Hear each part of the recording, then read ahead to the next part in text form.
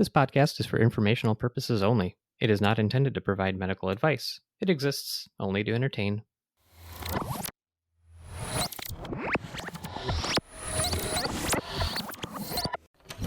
Hey, Mike. Sorry I'm late. Anything on the old time portal before we get going on the recording? No, not at the moment. Been a little finicky since his computer became sentient. Sorry that I exist. Yeah, it's not what I meant. Oh, weird. Makes sense, though. I think we can press on. Let's get rolling.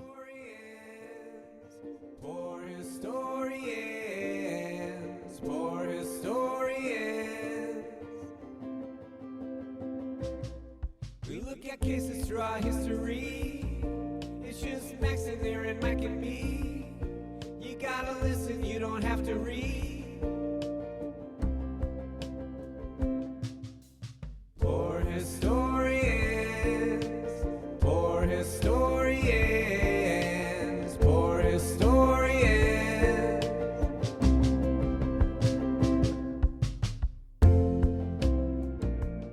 Welcome, everyone. This is Poor Historians, a podcast delving into the archives of medical history. As three emergency physicians, we will explore the unusual ailments, treatments, physicians, and all related material having to do with the healing arts. I'm Max, and I'm joined here by my good friends and colleagues, Mike and Mike.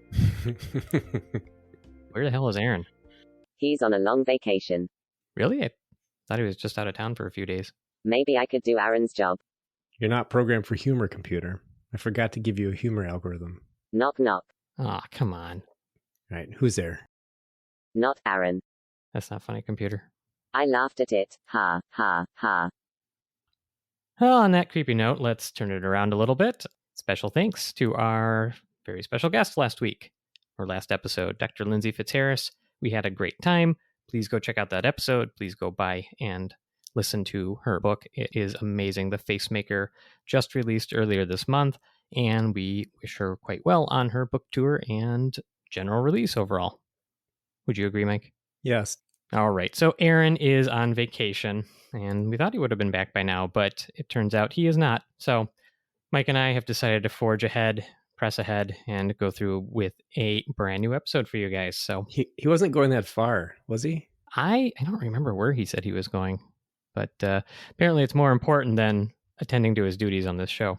Mm-hmm. Even though we do everything remotely, and he probably has internet. Maybe he doesn't have internet access where he is. Yeah, it's probably true. I'm sure he'd have a good reason for not being here. Wouldn't you, Aaron? Anywho. All right, so Mike, I've got a topic, and it's sort of an interesting historical case with a little bit of a whodunit from a medical standpoint. And so I wonder if you've ever heard of a gentleman named King George III. No, I have not. Okay. Well, I've heard of King Jorge III. that's It's spelled identical to this. very similar guy. They get mixed up all the time. So we're going to talk about the case of King George III, who is King of England in and around the time of the American Revolution, and noted for his history of possible mental illness. However, I, not by myself, but with medical sources, will propose that there may be a medical reason for this based on a very fascinating article that was published in the British Medical Journal circa 1966, and came across this, and it's a pretty cool read. So let's go talk about it. Mm-hmm. So King George III, he is the ruler of the UK, and he rules in, I believe, one of the longest reigns, if I'm not mistaken, from 1738 to 1820. And due to some of the stuff we'll talk about, there was a regency appointed in 1811 due to his kind of health concerns and mental state. But for the most part, he sat on the throne for quite a while, I think you would agree. He is, as mentioned, he was the monarch during the American Revolution, something, colonies, Tea Party, and freedom. I don't know. It's a whole thing. It's not the topic. That's a different of this podcast. show. You're absolutely right. We're not going into that. None of that context for us. Actually, there was a podcast that I listened to about the American Revolution. It was really interesting, really compelling guys. And I don't remember. I think it's just the history of the American Revolution. So there is a podcast out there. There's probably a title 100. you don't remember that. I'll look it up right now if you want. You keep talking. So, and the other thing is, during his reign, King George III, he dealt with that French guy, Napoleon. I think that's how you say it. Napoleon Dynamite? Yes. All right. Yes, definitely. Oh. why don't you just Key play? battles of the Revolutionary War. Okay, thank you for grabbing it. You're welcome. So yeah, Napoleon Dynamite and his llama were all dealt with under the reign of King George III. And, during all this time, he keeps getting gripped by these bouts of sort of what is described as a mysterious illness. And it's characterized by, well, we'll go through it, but questionable mental health overtones or possibly physical ailments. And it's fairly fascinating. True question here, Mike. Do you actually know what the possible explanation for this is ahead of time? No, I kept myself in the dark on Right purpose. Okay, should be As fun. I always do. That is why you are pale. So the trouble with this is you're trying to unpack a medical case that took place like way over almost 250-ish years ago. So this article in the British Medical Journal is basically drawing on whatever papers they could find. So it's like physician manuscripts, it's physician letters, diaries, something called the Queen's Council Papers, which I did not read thoroughly because the people who wrote the article already did for me. But it's pretty cool to kind of piece together what may have been happening behind the scenes. And I think in the end, there's actually a pretty compelling explanation here. Interesting, though, with King Louis, how we had all these we knew exactly what happened with him. And it predated George. Maybe there was a little overlap if I remember. Yeah. And some of this was in some of the nuts and bolts of the article. They do talk about how there was like daily reports on the king's health and all these things. And so there was a lot of journaling about it. And I can only imagine every time the king sneezed, it would just be, I don't know that it was front page news, but at least it made it into a lot of these historical documents. Mm-hmm. So I keep mentioning attacks and or like fits of some sort of physical ailment. So let's talk about one of the main ones. And it takes place in between the year 1788 and 1789. And it kind of goes from the summer to the early winter. So here's the timeline. In June, the king is taken by severe abdominal pain and what they described as, quote, biliary concretions in the gall duct, end quote. And that's obviously speculation since they didn't have ultrasound or didn't just open up the king's abdomen to take a look. By July and August, they described the king as in sort of this vague, excitable state, a lot of like pressured speech, a lot of things along those lines. And it seems like there's a fairly big mental health kind of bent to his symptoms. In October, the abdominal pain returns, but now he's having joint pains. He's having aches all over the body. They start calling this sort of what is a vague diagnosis of rheumatism or gout, possibly. But again, they don't have formal ways to diagnose these things, so they're speculating. He has some more bowel issues, constipation, and then now developing things like racing pulses, sweating attacks, lameness, voice hoarseness, and maybe there's some descriptions of possible fever, but they didn't actually have thermometers for this purpose, so kind of all speculative. By November, he is, quote, considered mad, and carry that through over to the winter. By February, he completely recovers, and he seems completely fine for about 12 years. Ding, ding, ding. Seasonal affective disorder. You have not nailed it, but You know what? Reasonable attempt. It's worth a shot. How many guesses do I get? You 3. That was one of them. Oh, okay. So can I wish for more guesses? Is that the way this works? You may not. You have to earn them. Case history, it basically suggests he has 5 kind of major cases or major attacks like this, and they kind of talk about maybe 5 to 7 smaller ones. And ultimately, King George III dies in 1820, and they actually had to appoint a regency to kind of rule from 1811 to that time because this illness clearly impacts the end of his life, and he was fairly old as well. So one of the fun parts is the role of physicians at the time. As you might imagine, being a physician in the royal court came with some ups and downs. The way that this article describes it, a lot of the physicians were placed in some pretty difficult situations to try to make a diagnosis on the king. So if they ruled that they thought he was, quote, mad in the parlance of the time, well, that obviously had pretty big political ramifications, right? And if they think that the illness is more constitutional, well, meaning kind of more of a physical illness, it's tough to say what that also means for the crowd. So overall, a lot of political motivations kind of go into the diagnosis, and depending on where your physician stood, it could mean kind of how they ruled on this. Plus, on top of this, they're doing this in a time where they're basing everything on humors and really old ways of doing medicine that were quaint but wrong. So there's no stethoscopes, there's no reflex hammers, no thermometers, even as I mentioned, there's no lab work. So mean, purely speculative based on what you can see in front of you and what is the absence of science, right? But you don't necessarily need any of that stuff to tell if someone's mentally ill. You know what I'm saying? Perhaps not. But you're saying like you can't figure out if there's a medical cause for the mental illness. That's precisely the what the camps on this kind of go back and forth between. And so there's also some other kind of fun protocol problems, like royal protocol. So the docs couldn't go in and just take a history or ask the king questions. They couldn't be addressed unless they were spoken to. And so there's these accounts of like children. Exactly. So there's like these accounts of they go in there to see how the king's doing today, and the king, for whatever reason, doesn't want to talk. So the physicians have to sit there in silence because they're not allowed to talk to him unless he says something first. Is this the origin of the staring contest?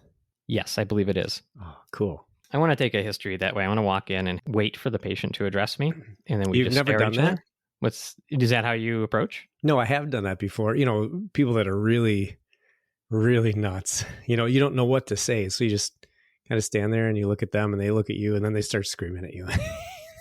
You get screamed at a lot. No, not very often. Oh, it surprises me. Yeah, no, people are usually really nice to me. That surprises me even more. Because I approach them from a carrying point of view. You walk in with your silent stare. And my... No, don't say... Cut that out. I'm used to it.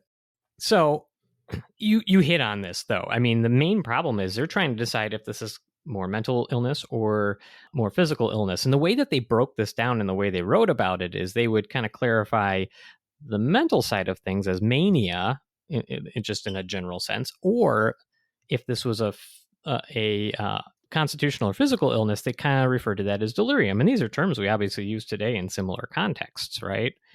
And the big difference here is that this really affects the prognosis. So if the physicians think this is primarily a mental health concern of the time, well, that carries overall a worse prognosis because they really had nothing of any value to treat, right? We've talked about Bedlam Hospital.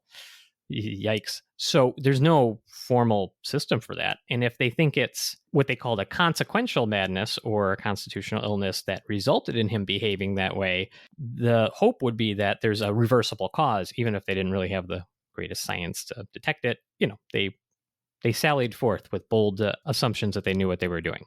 I wonder if they like tempered his decision-making ability at that time, though. You're like, let's go to war.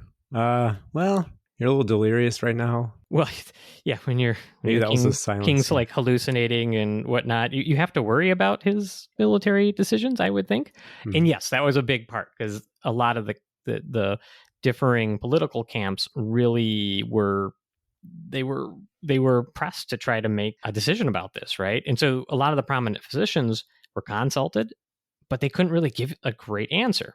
So going to that 1788 attack, that kind of from summer to winter that I described, there was really only two physicians, according to the record here, that took a definitive stance. And I'm definitely not going to pretend to know all the intricacies of the British political landscape in the 18th century, but we'll talk about it a little bit. There's one, Dr. Richard Warren, who was a Whig sympathizer and also apparently the doc to the Prince of Wales, who said, quote, too soon. Isn't there a Prince of Wales issue? Is there? Another Prince of Wales? Isn't Andrew Prince of Wales? Ooh, yeah. Again, I'm going to cite my lack of complete understanding for same. Present monarchy. I won't say another word for the rest of the time. I think we should just leave that alone and never touch it again. That's so Dr. Richard Warren said, quote, "Our king is mad. There are no signs of fever, no danger to life." And that was November of 1788. On the other side, there was the Reverend Dr. Francis Willis, a Tory, who was classified as a, quote, mad doctor, which I think is 1788 speak for psychiatrist. Nice. And he tells Parliament that he had, quote, great hopes of Our Majesty's recovery because he had cured 9 out of 10 persons afflicted with the disorder, end quote, referring to more of a delirium and fever kind of thing. I doubt that those numbers are accurate, but hey, you can say whatever you want. They write it down. Now it's truth. So there's a bunch of other docs that kind of weigh in on this, one of which we've mentioned tangentially, and we'll, again, mention probably in its own episode, but John Hunter, a famous surgeon, one of the 2 surgeons that actually has a statue in and around the UK. He was not formally consulted, and he said he thought it was probably more of a delirium or systemic condition that would, quote, probably come to some sort of crisis, end quote, and basically declare itself. And he's actually kind of right in a roundabout way. Yeah. Some other docs that I've never heard of, like a Dr. Rowley in 1790, said it's, quote, a new species of temporary madness, end quote, and another Dr. Pargeter around that time said, quote, could not have been maniacal since there was no fever involved. You wonder how humans still exist after reading some of the stuff that these guys wrote and did. God. I know, like resilient. Oh. We are resilient. I think any emergency doc has seen the same patient over and over again who ceases to follow any medical advice to the betterment of their condition for a variety of reasons, some of which are understandable social concerns, but can withstand an amazing amount of illnesses. Mm-hmm. Right. And yeah, it takes some really good hard work to inadvertently kill somebody. That is a true fact and something that I hope brings solace to a lot of listeners. Life always finds a way, like with Jurassic Park. That is true. So there's really still a lot of disagreement between these docs in the last illness episode recorded. And this is towards the end of his life in 1810, right before they appoint the regent. And one of the docs, I think he's a doctor based on the article, said that, quote, for want of terms more accurately defined respecting disorders of the human mind, His Majesty's present state might be called insanity, but appears to differ materially from ordinary cases. And this is kind of interesting because all these physicians keep trying to put this illness, whatever it is, into different buckets. And some of them towards the end are kind of recognized. It doesn't seem to fit. It's not clearly purely a mental illness. It's not clearly purely a physical illness. And to be honest, some of them with their guarded answers were definitely the wiser of all of the, were definitely the wiser of all the physicians. Mm-hmm. You would think too, with all the stuff that just happened to him, like you would think you'd have some sort of a break, like a mental break, like losing the colonies and all that stuff. It builds up. Oh, absolutely. And war didn't stop. It only got worse after that. Right. And because he's not only going through a lot of the Napoleonic Wars and like the revolution, but on top of it, he's dealing personally with all these hardships, right? So it can only be imagined. And I think I allude to it later, but, basically, I might as well talk about it now. I mean, he was treated harshly.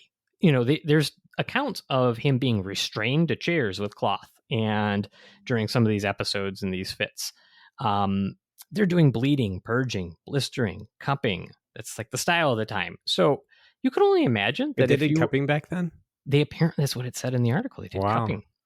So, I mean, they're doing all these like kind of brutal treatments. And from his standpoint, whether he's delirious, whether he's in the throes of a mental illness, I can only imagine how awful that would be, right? Yeah, so he's got a tummy ache and he's being tortured, so he's insane. Right. And I think that's probably the most rational response to treatment of... Is that second guess? Tummy ache. Is he a tummy ache survivor? All right, good. True story, I am as well. Good bowel movement, right as rain. One of my favorite meme accounts has a t-shirt that it's got a guy bending over. I think it was from one of the medicine bottles, and it just says tummy ache. Hold on, should I prepare the edit now? Or no, it just says tummy ache survivor. And it's just so funny. Tummy aches. Is that an ICD-10 code? I haven't tried to Google it. Oh, we should do that after the show. Yeah. I mean, not Google it, like put it into the computerized medical record. How do you say that in a verb form? Computer, enter? No, enter is not a verb. It's another type of word. You can enter something.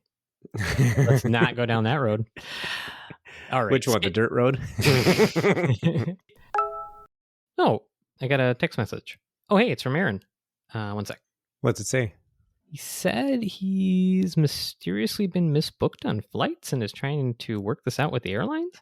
Oh, how frustrating. I guess he won't be back in time for the next episode then. What?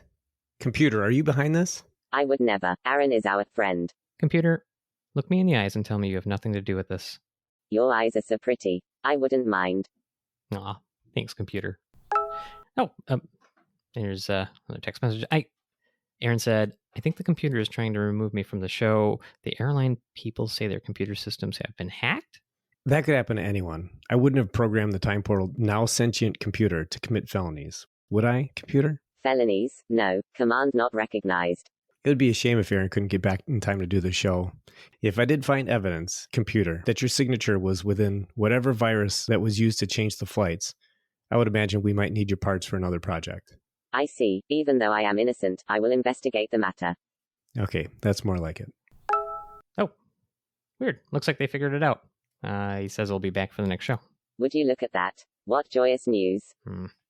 Still suspicious of computer. Yeah, I don't know.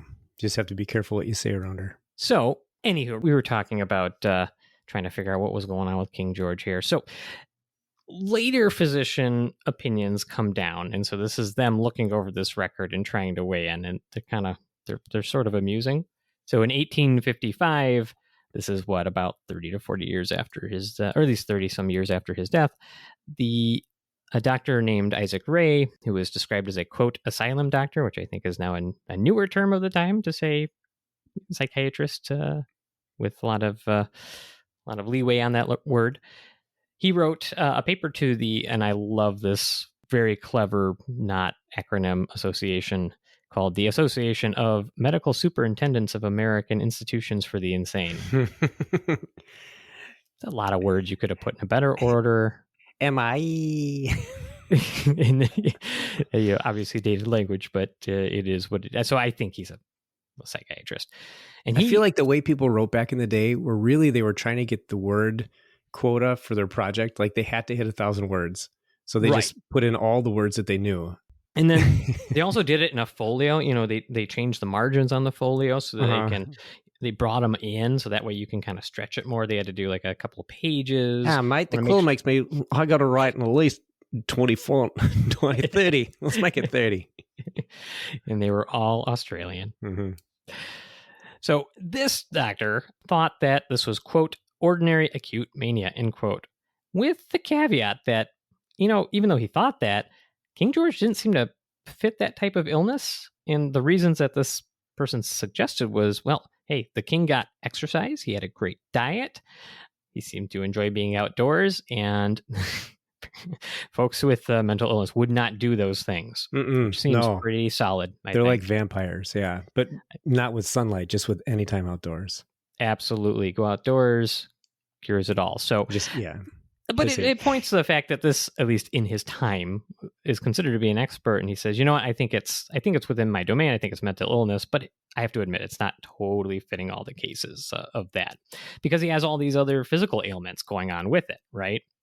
So this is my other favorite. So in 1941, and in the paper I'm going off of cites a gentleman by the name of Guttmacher, and does not say what they do. I'm guessing they're a psychiatrist based on the next part here, but this is again 1941, and he says his diagnosis is manic depressive psychosis. Thinks it's purely a mood/psychiatric disorder, possibly set off by his responsibilities, as you mentioned a little bit earlier. Basically the responsibilities as a monarch, pretty stressful job, but this guy is like so accusatory. He said, quote, self-blame, indecision, and frustration destroyed the sanity of King George III, end quote. And he even says if George were a, quote, country squire, he would not likely have gone mad, end quote, as it were. So, hard to disprove. Yeah, throw out a claim that can't be really tested all that well, and you... Actually, it can be tested. We have a time portal. Time portal is busted because your sentient computer is now being an a-hole. That's right. I did program her. You would. So he basically goes as far to say that the somatic or physical symptoms that the king is experiencing, again, like the belly pain, the sweating, there's even like description of seizures, and it was probably him trying to break loose of his the cloth rags that they tied him down with. Thrashing around. Look at he's having a seizure, mate. There's probably the origins of pseudo seizures as well. Absolutely. Well, I mean, this guy says that he thinks, all these physical symptoms were probably invented or exaggerated to cover up for the potential shame in having a mental illness, like the king having a mental illness. So, and he further even says that the king was possibly even using or conjuring up these physical symptoms to convince himself that he wasn't actually mentally ill. So, I mean, I think the understatement is this seems a little problematic from a modern lens. What do you think? Well, I mean, there are conditions where people do that. There's fictitious disorder, there's conversion disorders, there's Munchausen's, You're absolutely right. But those diagnoses, I think you would agree, are always reached at a very kind of extreme of we have ruled out a lot of things, and they carry with them a lot of, potential stigma, right, to the patient and even the physician who makes that diagnosis. Yeah. So I do like, if you read a lot of this guy's writing, though, he's very sure of himself in this. So let's come back to the symptoms and let's try to kind of hone in on what this might have been. So we're going to quiz Mike, and I'm going to invite you not to look at the document from this point forward. Okay. Are you not looking at it? Mm-hmm. What are you looking at then? Micrococcus infection. I'm looking at your face. I know. I wish I was looking at the document. I'm slightly hurt. You're staring. Well, I'm looking at you, but it looks like I'm looking down because my camera is higher than your face. Do you feel like there's an empty presence in the room without Aaron here? Yeah, I do miss him. Do you wanna just talk about how much we miss him? Can we call him? Oh, I don't know. No, let's not do that. No. I'll leave him be. I don't even know how to bring that into the audio. You just bring your phone by the microphone. Yeah, it's good. That'll capture well. Okay, so let's talk about the symptoms, and let's see if Mike can figure this out. So, look, we've got a litany of symptoms. Let's go back through them to some degree. So during the attacks, again, he has periods where he's fine, and then there are the attacks. He has periods. He's a lady. So, so the litany of described symptoms, they are typically preceded by some sort of upper respiratory illness. They describe a cough, a cold, just feeling malaised and down. And then usually the other things that follow, not in any particular order, included kind of a heavy bent of abdominal symptoms. So pain generally described, constipation, pale stools. There are cardiovascular symptoms. They describe tachycardia, racing pulses. They definitely couldn't check a blood pressure at the time. They didn't have means, but I wouldn't be surprised if he did have high blood pressure. And so once in a while, not commonly, it was described that he would complain of chest pains. There's a kind of a neurologic chunk here. There's like tremors, numbness, hyperesthesia is your word of the day, which is for the general listener, just means like really sensitive to pain or other stimuli like light, sound, temperature, those sort of things. And there's definitely some vasomotor stuff, meaning kind of blood vessel-y stuff, and like this is sweating, this is face redness, flushing, those sort of things. What's his diet? You said, is it mostly fish? They just described that he had kind of a generally balanced diet, so I don't know what that means for the time. But they wouldn't say like he was a pescatarian or whatever. No, they or wouldn't a pastafarian, nothing like that. He may have been a pastafarian, but I'm sure a balanced diet back in his day meant like you ate 2 different types of vegetables and drank good liquor all day long, and you were healthy. There's no way. 1 heaping serving of bread daily to soak up all the gastric acid. Yeah. It doesn't tie into this directly, but I remember reading something sometime about, I know that's a great citation, about how dehydrated people were back in the day because you just didn't have a lot of fresh water. And so many people just drank booze all day because it was like the only liquid that was safe to drink. You can only imagine how concentrated urine was. Oh, yeah. Which is a perfect segue because the other part of this is kidney related. They noted he did not make much urine at times. Other times he urinated a lot. And then sometimes he was really thirsty. And he also had odd colored urine from time to time. What did it taste like? Did they mention that at all? They did not. Oh, that would be very helpful if they would have drank his piss. Why would you say that, Mike? For diabetes. Someone at work the other day brought out really disgusting urine. And they're like, don't you need to taste this before we send it to lab? Referencing this podcast. I was like, no. Then I started gagging. Most of urine is sterile, though. Yeah. That doesn't help. If it would save a patient's life, would you do it? Sure. I'm going to hold you to that. I can guarantee you it's not ever going to. I am going to figure out that scenario and make sure that we have Mike sipping urine for one of I'll be bawling, tears running down my face. I still think it's good audio. Heaving. Had you heaving on one episode. So yeah, the odd colored urine. And then like at one point they describe hives. I don't know. There's so many symptoms. But the psychiatric symptoms included things like a description of encephalopathy, kind of like in and out of consciousness and confused, agitation, rapid speech, really emotional lability, going from very elevated mood to very low mood, or just being really hard to kind of redirect and control. His behavior was described as uninhibited. He was apparently suffered bad insomnia during these episodes, like sleeping for 15 minutes at a time. Error in judgment, which gets back to your, could be a problem when he's directing military advances and or geopolitical policy. There are delusions. Figurehead. Exactly. There are delusions, hallucinations, and convulsions. So a whole gamut of stuff, right? There's so many things going on. And I mean, honestly, it's pretty hard to unify this giant list with a singular diagnosis. And even in modern medicine, this can be an issue, right? How many times do you have a patient come in who's probably suffering many different symptoms over whatever time course, and they tell you about every one of them at once, whether or not they were part of what brought them in today. And it becomes hard to make a diagnosis. So, I mean, you throw enough of this stuff at the wall, and it's hard to come up with a single diagnosis. So you have one more guess, right? What is the diagnosis? I think it's biliary. I think it's Reynolds. Why do you say that? Well, so you get the light-colored stool, intermittent abdominal pain. I think it's actually, like, more specifically cholangitis, potentially. I mean, honestly, not a bad guess, but why over and over again over many years? I mean, if he's got gallstones that intermittently obstruct the neck of the gallbladder, and then he gets these, worse symptoms than normal. Typically, if you see somebody with gallbladder issues, you'll have pain. If it gets bad enough where it causes pancreatitis or significant biliary obstruction, you'll get pale stools. You get fever, hypotension, flushing. And that Reynolds pentad is altered mental status. Mike is taking a dive back to medical school. Let's join him.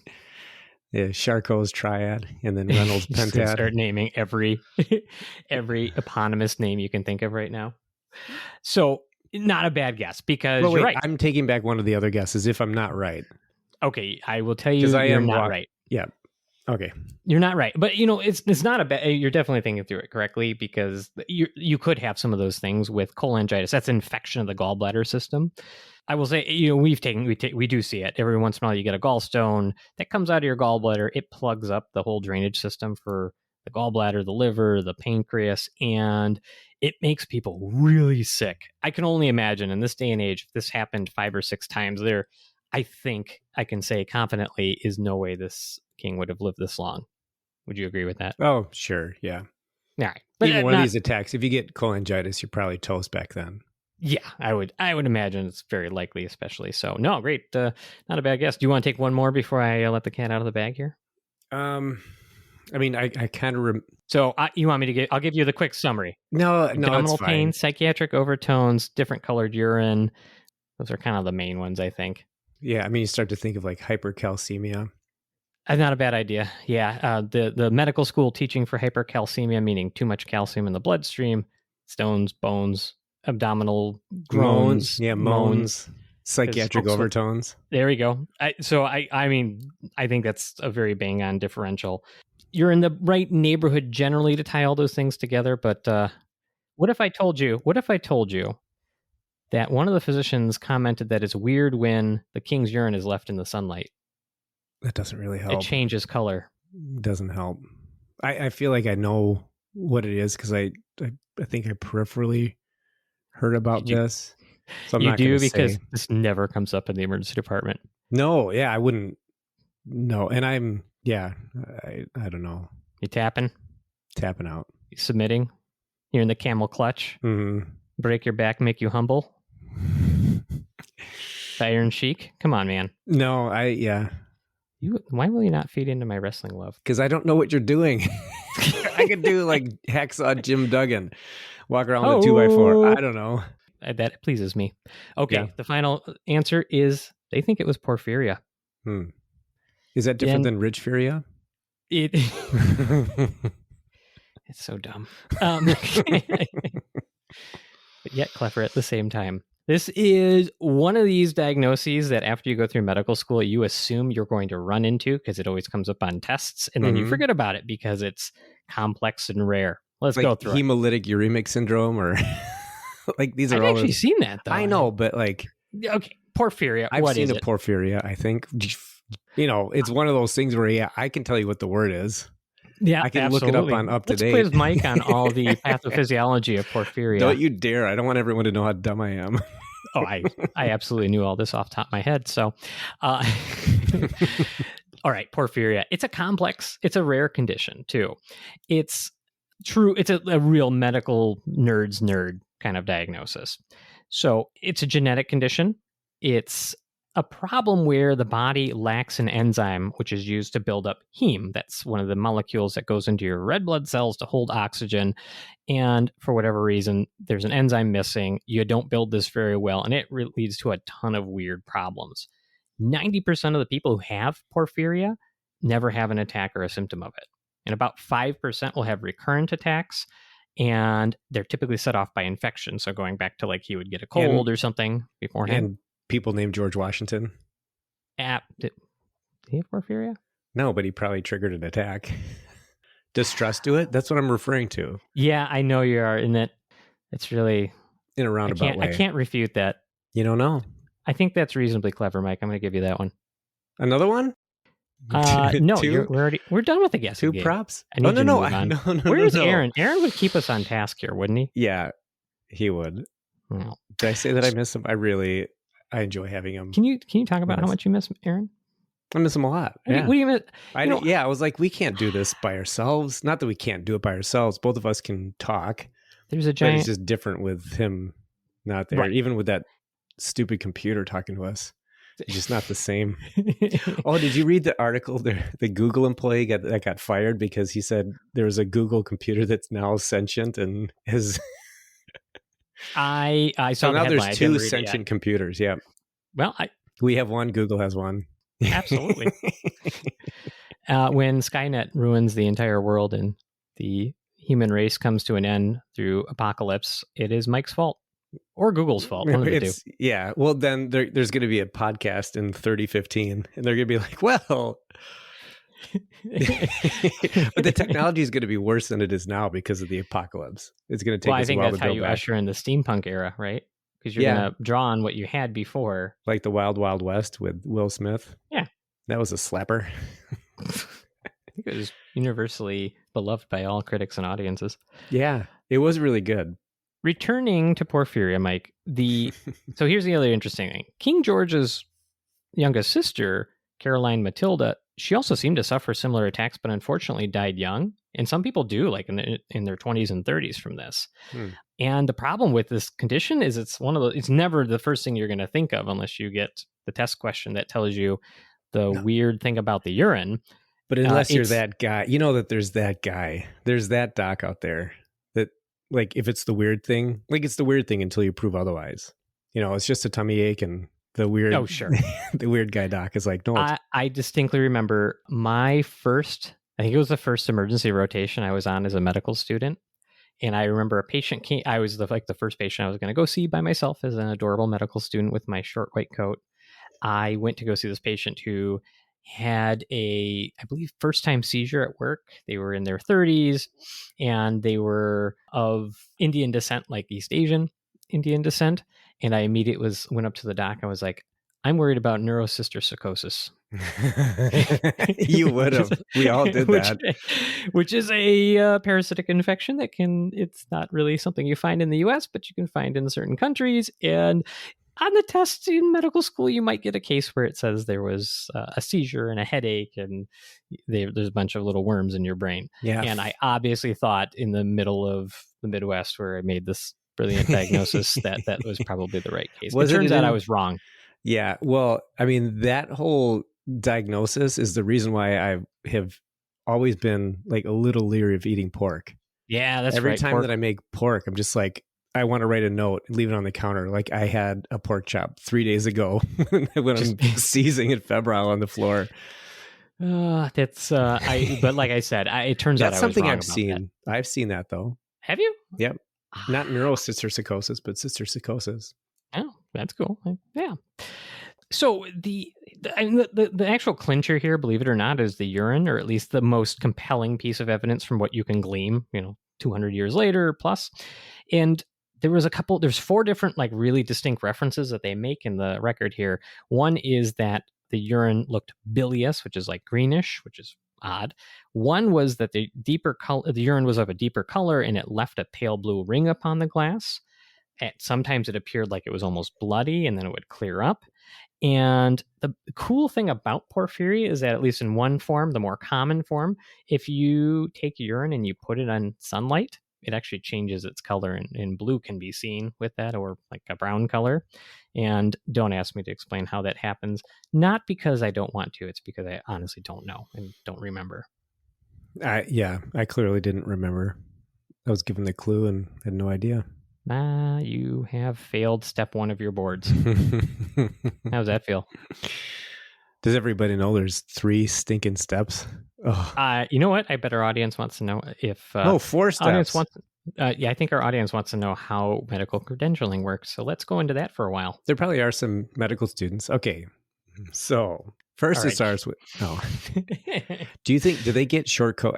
That's a question I have. Do they still have to wear short coats, or is it because, like, we don't like the participation award? You mean the medical students? Yeah. Do they get long coats now just so they don't feel uncomfortable? They wear the short coats, and they exist in that weird parallel where you know things and you have no power, and you feel very awkward because you're singled out by your tiny coat and nobody believes you. Mm-hmm. But you're probably the smartest you'll ever be. Actually, your second year residency, you're probably the smartest you'll ever be. Like in all things life? Or are you talking medicine? In medicine, yeah. Yeah. No, that's fair, because you have just been so close to all these tests, and a lot of it doesn't always translate into the most practical knowledge. Right, and 10 years out, you'll be the dumbest you've ever been, but you'll also be the best at your job. Yes, that is a strange dichotomy. I 100% agree. Isn't it weird? It is weird. I think, true story. I think when we started working together, I think you actually said that to me. I probably did. And then now that we come this far, I was like, he was right. Well, there you have it, guys. That is the probable diagnosis, and there's no real. That's hard to prove, right? Let's so we exhume have to him and then suck the the urine out of his bladder and put it in the sunlight and then taste it. That, I think, if you write a nice letter to the monarchy, they might let us do that. Dear family of King George III. So it's. If only we knew who they were. I'm going to do. Actually, doesn't Dr. Fitzharris live in the UK? Ooh. Do you think that she could maybe just go ask them real quick for us? I think all we have to do is ask, and she probably would. I feel like they're really approachable. It's not like... She was very nice to us. I think she would do that for us. It's not like our ruling class here. No, yeah, with security guards and... You blast the queen on Twitter, and you're like, hey, what's up? Yeah, because those Buckingham Palace guards, they don't move at all. You can just walk right past them, right? I think so. I think that's all they do. They just stand there. Quick question, mate, Governor. Governor. When we do eventually have the poor historian's trip to England, I think you should do all the talking. Just be like, no, I don't speak British, but my friend does. Governor, we're looking for King George III's body, Governor. The third, thrown out, not the England. Second, Governor. Oh man, no, just they brought in a patient. This is what Mike does when he's not sure if he should say something. Yeah, I think it's okay, but they wheel him in. He's in a wheelchair, and I think he had passed out or whatever. But it is not British. But every person he walked or got wheeled past, he would just go, "Hello, love." "Hello, love." "Hello, love." Got in the room. "Hello, love." And then the doc walked in the room, and he was a total dick to him. Wait, the patient was a dick? Yeah, I was like, why didn't you say hello, love? He's like, I don't know. He was really mean. "Hello, love." Doc probably deserved it. Mm-hmm. Ain't mad about that. So, in the modern day, if it gets diagnosed now and again, there is treatment for it. And honestly, it actually involves sugar water, which is the one case I ever did see was not me making the diagnosis. It was a person who came in and said, I have porphyria. Here's my care plan for when I have an attack. I'm having an attack. And I was like, cool. How much sugar Dilaudid water, did you have to give him? Sugar water. Was it? Well, can't they drink their own sugar water? Apparently, it goes to the IV. I don't know how it works. It's so dumb. That's probably why it doesn't exist anymore, because of all the Coke and Pepsi out there. Everybody's chronically drinking sugar water. It sounds like a very reasonable explanation. Mm-hmm. But that's why there's an epidemic of tummy aches. The tummy ache epidemic of 2022. We should shut down tummy aches. Someday we will cure tummy aches, but we can at least treat porphyria in the modern age. So it is fun to speculate. I think, honestly, after reading this, it's probably a very reasonable explanation for how this all transpired. So are you convinced, Mike? Yeah, I think it's reasonable. Right. Yeah. Mike's convinced. So I think that's probably where we have to leave it. And that's all we have time for today. We appreciate everyone listening, and we'd love to hear from all of you out there. So if you'd like to send us a message or provide feedback, we can be reached through our website, www.poorhistorianspod.com. There you can find links to our social media sites, as well as our merchandise, which I should add again, we do have. And thanks to those folks who have picked up a few shirts and those things, which keep the show up and going. We take emails at poorhistorianspod@gmail.com, and we work to respond to all posts on our various social media accounts. If you have time, please go and leave us a nice 5-star review on iTunes or whichever platform you so choose to listen on. And if you're old-fashioned, write down your thoughts and make us a mimeograph of them. We'll be charmed by the effort alone. You ever done that, Mike? A mimeograph? I have no idea what that is. It like the spiral thing that you trace? Yeah, it's kind of like a copy, old-timey copier before Xerox was cool. But until next time. Oh, wait. Aaron, come back. Come back, Aaron. I can actually see tears, Aaron. Come back. Those aren't tears. That was urine. Inadvertently. Aaron, Mike is leaking. I whizzed on my face. Over for you. It's all right. Poor Historians signing out AMA.